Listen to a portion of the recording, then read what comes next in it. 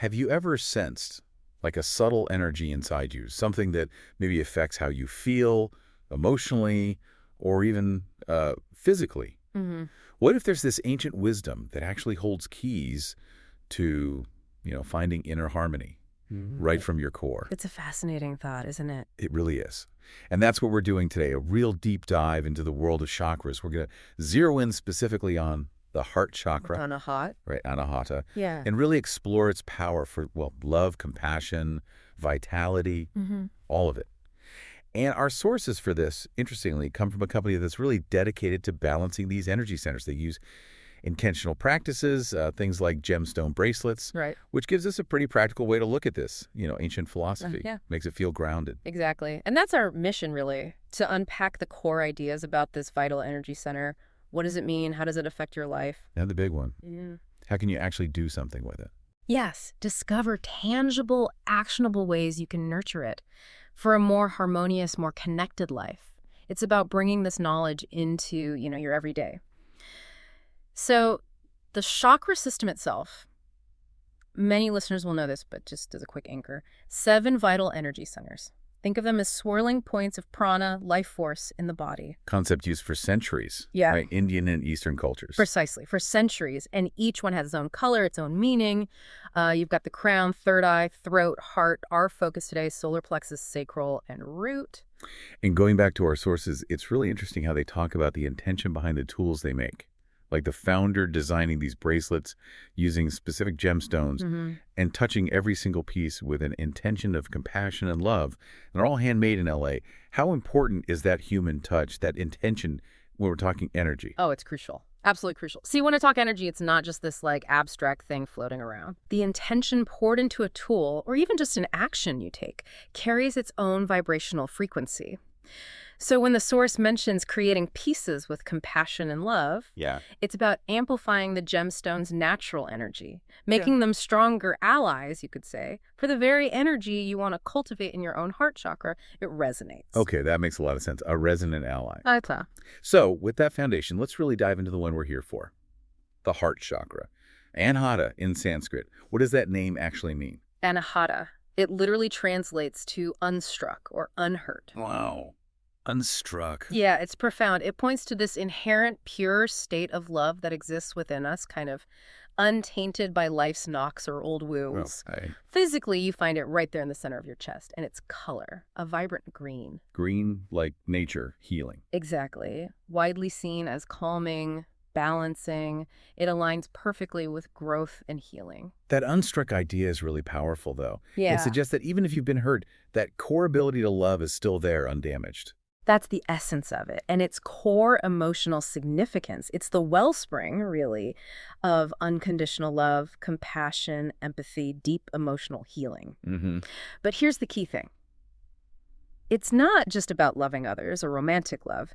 It's fundamentally about cultivating unconditional love for yourself. Okay.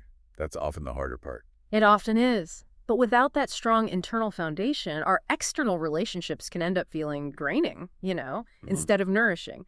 And it goes deeper still. Anahata governs that delicate balance between our physical selves and our spiritual selves. The bridge idea again. Yes, fostering inner harmony, thoughts, feelings, actions, getting them aligned. It's also profoundly linked to forgiveness and healing. Forgiveness. That's a big one for the heart space. Huge. Not just forgiving others, but really empowering yourself to release those old hurts, those grudges you might be holding on to. You can almost feel that release in your chest sometimes. Yeah, like a weightlifting. Exactly. It lets you move forward with acceptance. And then there's empathy.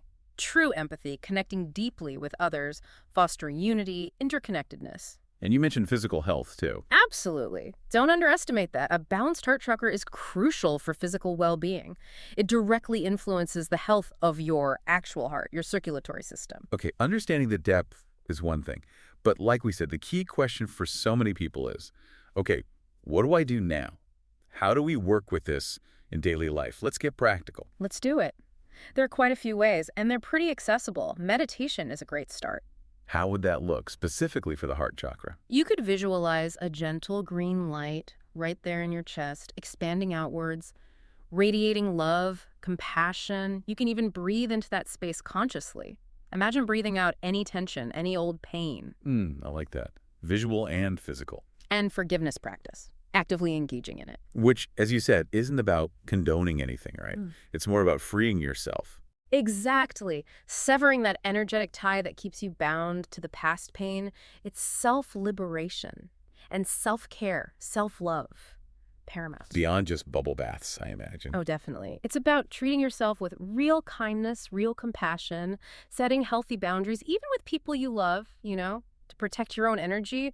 It's a powerful heart chakra practice right there. That's a tough one sometimes, boundaries, but important. Very. And cultivating healthy relationships, surrounding yourself with nurturing connections, positive people, that reciprocal emotional exchange. It feeds the heart chakra. Makes sense. What else? Getting out in nature, especially green spaces. It's incredibly rejuvenating for this energy center. Think about just sitting under a tree or walking in a park, that calming, grounding feeling. Yeah, you definitely feel something. That's your heart chakra responding. And maybe one of the most direct routes, acts of kindness, generosity towards others.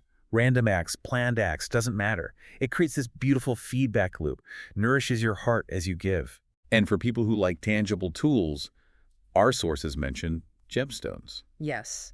Crystals like jade, rose quartz are classics for the heart. Also amethyst, citrine, aventurine, they're associated with this chakra. So you could carry them, wear them? Yep, carry them, wear them as jewelry, place them in your home or workspace. They act as gentle, energetic support, helping with alignment and aromatherapy. Essential oils. Right, things like yang ylang or rose. Using them in a diffuser or maybe a drop on your wrist during meditation. Very calming, very heart-opening. So we've got all these ways to balance it, but how does an energy center, actually impact something concrete like mental health? What's the real connection? Oh, it's profound, truly profound. Harmonizing your heart chakra can genuinely ease feelings of anxiety and stress. That tightness in the chest a lot of people feel, that often relates directly to the heart chakra. Balancing it can relieve that.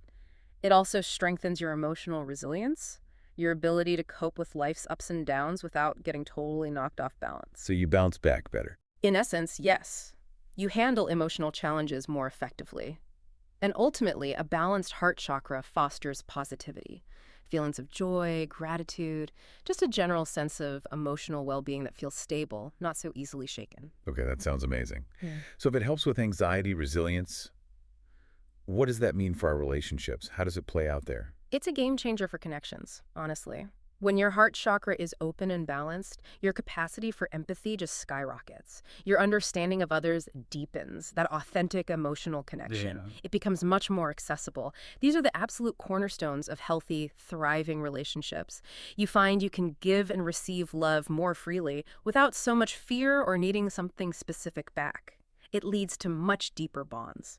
So on the flip side, if someone feels really disconnected, or maybe they want to open up but find it super hard, how would they know if their heart chakra might be imbalanced? What are the signs? That's a great question. Often it shows up as difficulty processing emotions, feeling kind of numb or isolated even when you're around people, feeling emotionally cut off, and sometimes actual physical symptoms like that chest tightness we mentioned, or shallow breathing, maybe palpitations, or just general discomfort in the chest area. It can feel like you've put up a shield, Yeah, I can picture that. So if someone recognizes this and starts, say, meditating or practicing forgiveness, Yeah. how long does it usually take to notice a difference? That really does vary. Everyone's journey is unique, depends on personal history, circumstances, all sorts of things. There's no magic timeline. Right. But consistent practice and consistency is key. Even just a few minutes each day can definitely start to create noticeable shifts within a few weeks for many people. It's about gentle, steady nurturing, not a quick fix. Gentle, steady nurturing. I like that. And, as just another layer of support, certain foods can actually help too, can't they? Absolutely. Diet plays a role in everything. Things like leafy green vegetables, foods rich in antioxidants, they can provide a kind of nutritional support for the heart chakra's health. It's all connected, that holistic view. It really is. So we've kind of journeyed from understanding the heart chakra's huge role in love, compassion, healing, all the way to exploring lots of practical daily ways to bring it into balance. Yeah. We've seen how it's not just about feelings, but has real tangible effects on your mental state, your resilience, the quality of your relationships. It's pretty central. It really feels like it is. Yeah. Embracing that calming green energy, intentionally focusing on your heart chakra, it really does seem like a path towards deeper connections, both with others and yourself, towards inner harmony and just a heart that feels full and open.